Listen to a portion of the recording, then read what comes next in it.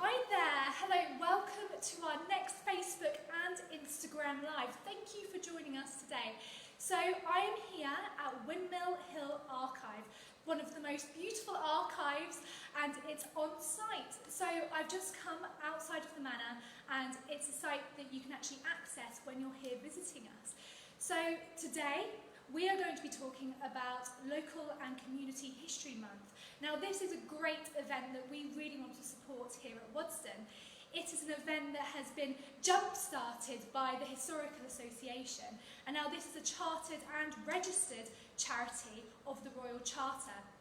And now the whole idea of this month is to make sure that we are making history accessible for everybody and really encouraging people from all walks of life, from everywhere, to jump into history and really do their research of their local surrounding history. So what more interesting and what a great place to start this all off than at Windmill Hill Archive, talking to our head archivist, Catherine. So Catherine's going to talk to us about the local history around the Waddesdon estate and around Waddesdon Manor, and actually where we are today, Windmill Hill Archive. So I'm just going to walk round. Hello, Catherine. Hello. So what do we have here? So I've got a few things out that tell us some of the history of Windmill Hill and of Waddesdon and the Waddesdon family here, and how that's had an impact on the local community and local history here. So we're going to start with this. This is the 1874 conveyance from when Baron Ferdinand de Rothschild bought the Waddesdon estate from the Duke of Marlborough. And I've opened up the plan for you here. So this shows you the land that he actually bought in 1874, which was only about half of the current estate. So he then spent the next 10 years adding to that around Waddesdon. But this is the core. And you can see on it here, this is Windmill Hill Farm. So I think if we invite our Instagram Live to come a little bit closer so you can see it. And if you're on our Facebook Live, you can just switch over to Instagram if you want a closer look at the map. So this is Windmill Hill Farm here. So the archive is built on what was a dairy farm. And you can see it here in the middle of the map. And Waddesdon Manor is now built up here, near to where it says Lodge Hill Farm, at the top of the hill. And as you can see, before Ferdinand built the manor, there was nothing there apart from some fields. And this is a really beautiful insight of what it looked like before the manor was built. So yes. Really the story from mound to manor really comes to life on this map. It really does. And you can see the difference now when you come to visit Waddesdon. You see all the trees as well, not just the manor, but all the trees and the roadways. You can see on this map that none of those are there. So just next to it, we have some sales particulars. These would have been written when the Duke of Marlborough put his estate on the market. And this page is the page for Windmill Hill Farm. And you can see it says here, Windmill Hill Farm with a farm dwelling containing 3 attics, 6 bedrooms, a lumber room, parlour, sitting room, living room, pantry, kitchen, dairy and churning house. And then it goes on to describe all the outbuildings and give details of the different fields. And it finishes by telling you that it's currently let in 1874 to Thomas Bliss for a rent of £770 a year. And this is wonderful because this gives us the names of some of the fields in the area, and they're still names that our farmers use today on the estate to describe where they're sowing crops or where they might have cattle or sheep grazing and pasturing. So it's a really interesting thing to see how the landscape has changed in the last 150 years, but how in some ways it's still stayed the same. This is great, and I think it really gives insight to what actually Ferdinand was offering as well. So he's bringing in these dwellings and buying up this land, but what happens after this? So after that, and I think at the point that he bought the estate, the local newspapers write that the villagers were uncertain what this was going to mean for them. The Duke of Marlborough had not been the most active landlord, and so what did having this new person mean? But they quite quickly realised that as he did the building work and he brought the mains water supply opportunities for them. And Waddesdon became one of the biggest employers. The manor and the estate became one of the biggest employers in the local villages. And I think they realised quite quickly that this would have a benefit for them. And Ferdinand not only built the manor at the top of the hill, where our visitors come and enjoy a day out, but he built a lot of houses in the village. There's some photos here in this book, that's a local history book, of the reading room and the institute that he built in the village. Yeah, do you want to show it to our viewers? So we've got the reading room and the institute here on the high street, and Ferdinand used those to provide his staff and his tenants with opportunities they might not otherwise have. So the reading room had a library of over 200 books they could borrow, and there would be lectures in the institute, and there was a club that they could come to. And Ferdinand himself gave some lectures, perhaps on subjects we might not immediately think of, such as Queen Anne and the history of France, but he really wanted to give his staff and his tenants opportunities that they might not have otherwise. I think that's really great, because it just shows you that there is this encouragement to get out there, and for everybody from all walks of life to go out there and research and learn about where they're from. And that's exactly what this whole month is advocating as well, and trying to get going. Yes. So, excellent. And then I've got the household book here. So this is a new acquisition for the archive. This only came to the archive last year, but it would have been kept by the housekeeper at Waddesdon Manor, and it's her record of how many people were staying in the manor each day for breakfast, lunch and dinner, who might be staying overnight, so visitors, and it also records the number of staff that they had at the manor. Of course, you can see this in this line. Yes, so this you've got a line here for the steward's room. So Waddesdon didn't have a butler, we had a steward, but the role was very similar. So we have the steward's room, the servants' hall, which would have been the footmen and the maids and the housekeeper's staff, and then we have kitchen, which would have been the cook and the chef and their staff. And this page is open on the Queen's visit.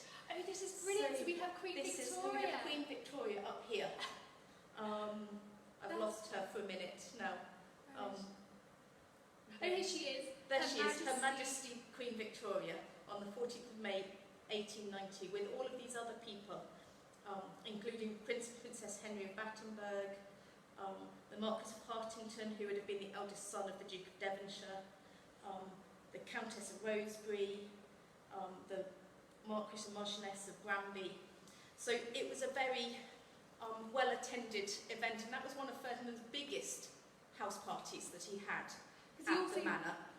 He also had the show of Persia come as well. He did. That on another event. Yes, that's on another page. But what I think is really interesting in this book specifically is it shows you how the number of staff changes when there's a big event on. So if we look at a different page, I'm just going to turn to October in the same year. So in May, you can see there's 2 big house parties, and the numbers of staff go up dramatically. In October in the same year, you have a very consistent number of staff, because you've only got 1 or 2 people here for lunch or dinner. So there was the core staff, and then when they had a big house party, guests would bring their staff, but they'd also bring in new staff from the village. And my understanding is that over the winter, when the house was less busy or it was closed up, particularly under Ferdinand's sister Miss Alice Rothschild's time at Waddesdon, that staff would be paid a retainer to make sure that when she came back to Waddesdon in April or May, there were staff there waiting and ready for her arrival and for her to reopen the house for social occasions. And can you imagine how fantastic that would have been if you were living locally and you were being asked to come and work on the estate, when you knew these elite, fantastic people were coming and they were going to be in proximity with you. That must have been really exciting. It must have been really exciting. And if you look at the local newspapers that are written at the time, there is a kind of, they write about the events and they write about what happens at Waddesdon, but they also write about the gardens, and to be able to know that your work is being put on show in that way. I mean, there were a lot of staff, as we can see, in the house, but that's kind of maybe 25 outside the house, in the gardens and the wider estate, there were probably 200 staff plus, and perhaps at harvest time you'd have even more than that. So the impact on the village and on the local area. And in fact, I've got a comment here from somebody who worked on the estate before the First World War, and he wrote his reminiscences in the 1970s. Shall I just read you what he says? Yes, please do. Is this from Aubrey Hicks? This is from Aubrey Hicks, and he writes here, all trades were employed directly, besides the many outside contractors, and the vast estate employed at least 70% of the male population of the and he's talking about the village of Waddesdon here. So 70% of the male population, and at meal times and knocking off, it was like an army coming down the high street. And he talks quite a lot in this about the staff and how there's whole families that work together, so father and son and uncle and cousins who work together at Waddesdon. And so I think it must have had that real kind of community feel and that real impact. But to imagine what the village must have been like in Waddesdon, say, in 1870, before Ferdinand buys the estate, and then 30, 40 years later, it probably was like a different world, and that's the time from a grandfather to his grandson, perhaps, and what jobs they're doing and how life is for them must have changed. I think something you picked up on there that is quite important and interesting, because you think about these families really almost inheriting these roles at the manor. And actually, it's another entry here that you've shown me prior, where you see just the names. This one of nicknames. Of all the nicknames, which are brilliantly funny. They are so hilarious. You've got all these Biswells and lots of the same name. I think it was this one with all the Evanses you noticed, wasn't it, before? And you have a mass of names from one family, and it just shows you that they're all becoming involved and all feel like the manor is almost like a home, I think, and finding it's really part of the community. And in fact, if you come round here, I could show you that in some of the staff records we have. So this is a record for the estate, and it starts at the very end of the First World War. And it's just a list of names of people who work on the estate and in the gardens department and what they're being paid every fortnight. But if you look at it, you can see here, so under the Crips family, you've got 5 names here. Oh, brilliant. So you can see it here on the left. So you can see the Crips here on the left, and at the bottom of the page, you've got Evans, you've got Albert, Edward, George, Henry, John, Percy Senior, and at the top of the other page, you've got Percy Junior here, and then Thomas and Mrs. I don't know why they're on the same line, and then Claire Evans, and then you have the Fowler family, and all of these members. So, and quite often it seems you've got a father and a son, because you've got Robert Senior and Robert Junior, and William Senior and William Junior. So I think they must be members of the same family. And so this list in November 1919 has, I think it's 193 names on it. And it doesn't tell us what they did, what their actual jobs were, but you can see from the differences in salary that some of them obviously have a more responsible job than others. Perhaps some of them are older and more experienced than some of them. I mean, a lot of the boys would have come here to work on the estate when they left school at 14, 15 or 16. So they would have come straight to work at Waddesdon, and they might have started in the gardens as a garden boy carrying the watering cans, and then they'd have learnt their trade, or they might have started in the estate works department and have learnt a trade of carpentry or painting, but right from being a young, really what we would still think of as a fairly young boy, and they'd have worked their way up. And we know that we have staff who spend their whole life devoted to Waddesdon and working at Waddesdon, from being a young boy to retiring in their 60s. So they might be here for 50 years or more. Wow, so a real career at Waddesdon. It's a real career at Waddesdon. And I see it's about 1919, of course, quite an important day. It's the year after the First World War. Yes. has finished. So do you see an impact on how many people are working? Is there an influx or? I think we have a gap in our staff records for the period of the First World War, but certainly by this point, I know from work I did researching the First World War at Waddesdon that some of these men are men who are coming back, having fought with the British Armed Forces during the First World War. They're now coming back to Waddesdon, and they're men who worked at Waddesdon in 1914, went and fought in the First World War, were lucky enough to survive, and have then come back. But looking at the records we have from 1912, 1913, you also see names that don't reappear. And some of those, it's because unfortunately they were killed during the fighting. For others, they might leave for other reasons. Thank you. And I suppose if you are a local member, sorry, are we right for signal? Is it all okay? Yes. So welcome back. If you did miss a bit of that, we were just talking about. So what's this book called? This is the Labour book for the Waddesdon estate. And we've just been going through the year of 1919 and the men that have been coming back after the war. And Catherine's just been explaining how a few people would have been coming back, the returning of names, but then some other men perhaps didn't, unfortunately due to being killed within the war, or they wanted to go on to something else.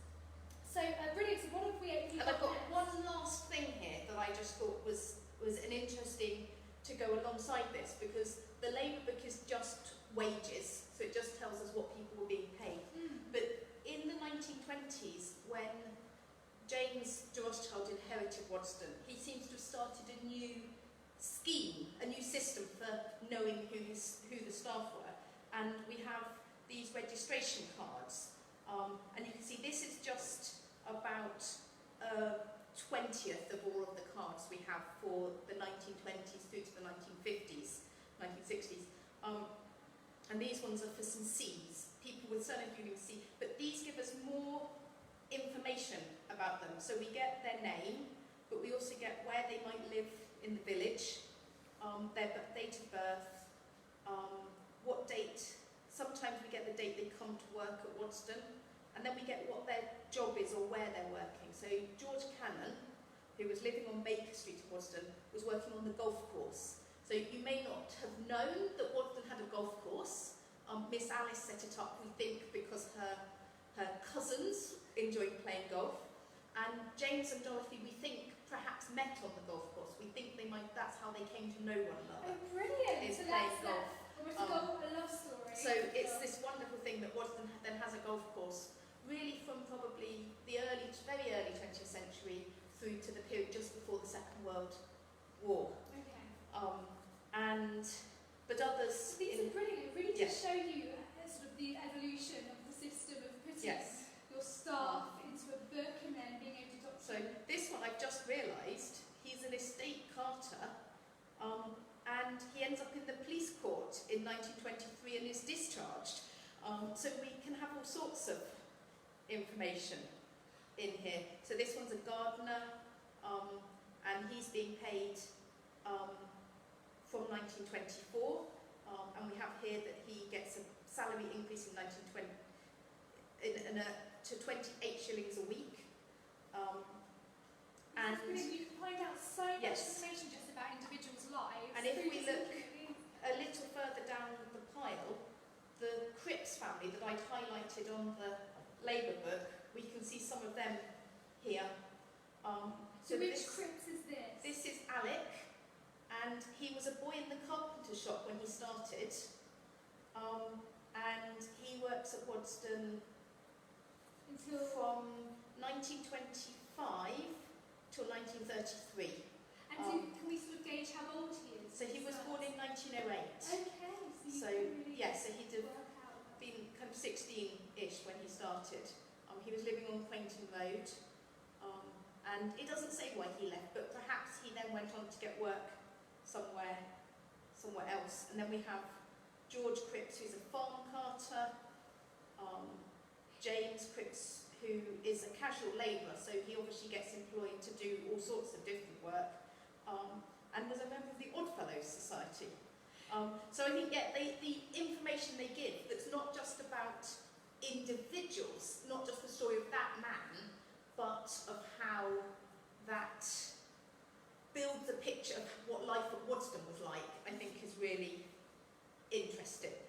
And it can be really useful for us when we're trying to understand how life at Waddesdon operated, but also that wider impact, and that not just what's it like for the great and the good who come to visit and for the family, but what's it like for the wider community. Yeah, for everyday people and, and how they were experiencing Waddesdon throughout all of these generations.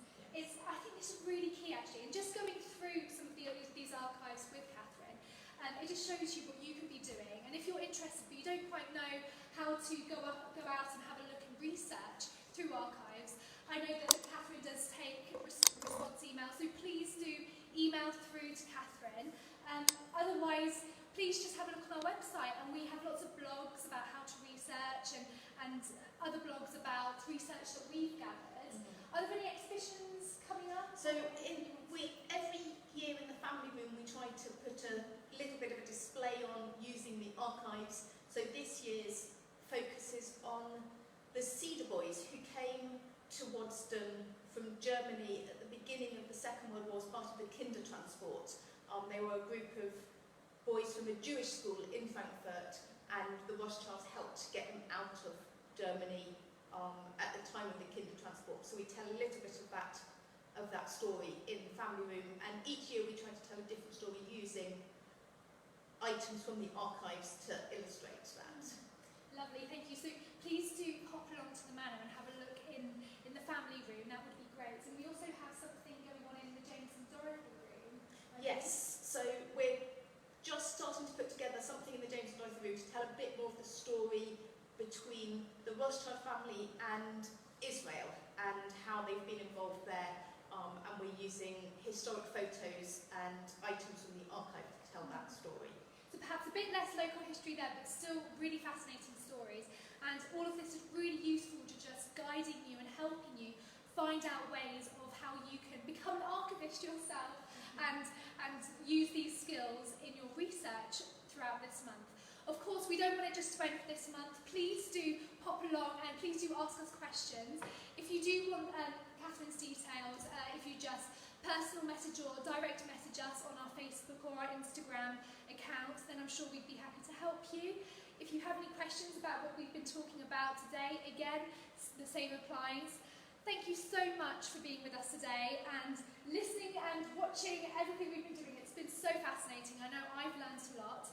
Apologies if you've been hearing the rain outside. I think it may have subsided slightly halfway through, but you could have heard that halfway through. Lovely, thank you so much for being here. And I'll say goodbye for now and join us for our next Facebook and Instagram Live.